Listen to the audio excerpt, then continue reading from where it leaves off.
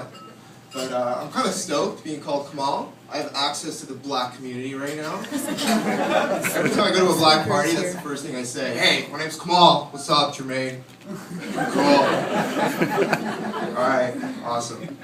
And anyway, so I work at a call center right now. Pretty stoked on that because I just finished university, so that's really where I wanted to go. 4 years. And now I actually kind of like my job.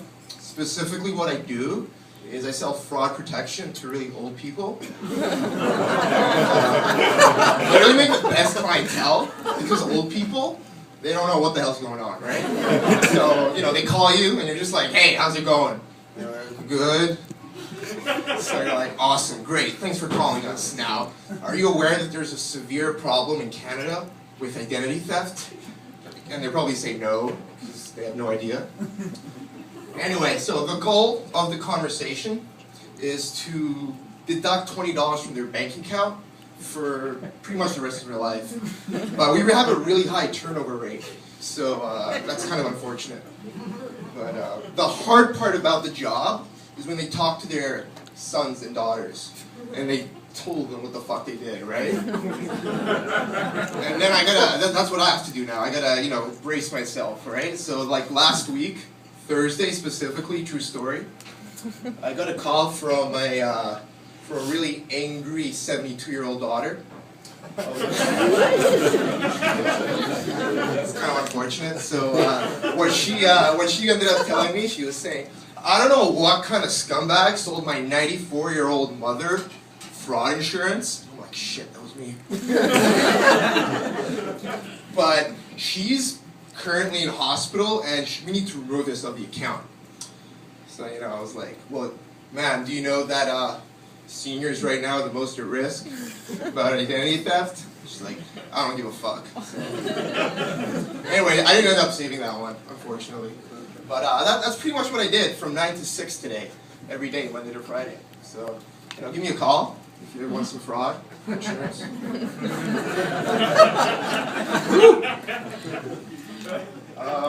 What else? All right. So I said I recently got the job. After I graduated university, I had about 6-month stint of unemployment, which was probably the greatest 6 months of my life. You know what? I know there's a lot of people who are like, oh, unemployment's tough. Fuck that, man. I really got connected with some herbal medicine for 6 months. It made me feel nature, you know? No, it was fun. I actually started dating a lot as well for the last 6 months. And that wasn't very successful. You know, I can't do that. I think everyone here actually hates dating. I don't think anybody likes that awkward interaction. It's bullshit, right?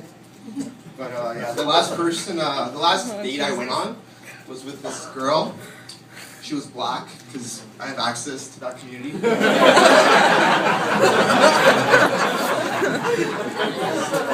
We went to go watch The Hobbit. And does anyone here like fairy tales and that shit? Yeah? Yes, son. Well, I specifically hate that stuff. I can't stand the dragons. So halfway through the movie, when the dwarves or midgets, where the fuck they are, when they started singing in the house and walking around, I was just, I can't do this anymore. So I just left. I ended up smoking a J and came back to the movie theater. And you know, I actually never saw her again after that. I don't know why, but I guess they didn't end up well. But yeah, so that's my dating experience. I'm pretty good track record. One thing that I did learn is if you're into a girl and she starts gaining a lot of weight, and then she starts getting a lot of tattoos, and she starts getting a nose ring, and starts watching the L Word on TV, it's not a girl that you want to go with. You don't want to go to gay pride parades with her. It's not cool. You're totally in the wrong game. It took me about 6 months to realize that. Yeah, that's what I learned, you know, my time off from unemployment. Not that much, right? And what else? I got one last thing to tell you guys. So weed also makes you a really nice person. I don't know if you know this, but It really does. It makes you really social and nice. That's one of the things I really try to do, is just really reach out to people and be nice. You know, so like every time I was like, yeah, just give me a call, I'll always answer your text, blah, blah, blah. So anyway, there's this guy, just out of nowhere, who's always like, you know those people who try to be your friends a little too hard and a little bit too much? That you're like, okay, whatever. Anyway, so there's this guy called Sasha. And randomly, he sends me a message at 4 a.m. one night. And it's just like, hey Kemal, I want to penetrate you right now. Ha ha ha ha. But seriously, dude, give me a shout. So I read this message, and I was like, because I woke up at like 8 a.m. and I was just like a little confused, right? I was just like, okay, well, I need coffee before I read this again. I definitely misread a word or something. So then the whole day, I'm just like going throughout my day. I was like, well, what the fuck did you mean by that? Was that like code? Like, I probably didn't read it right. But anyway, I'm one of those idiot nice guys, right? So I didn't actually do anything except for just not really reply.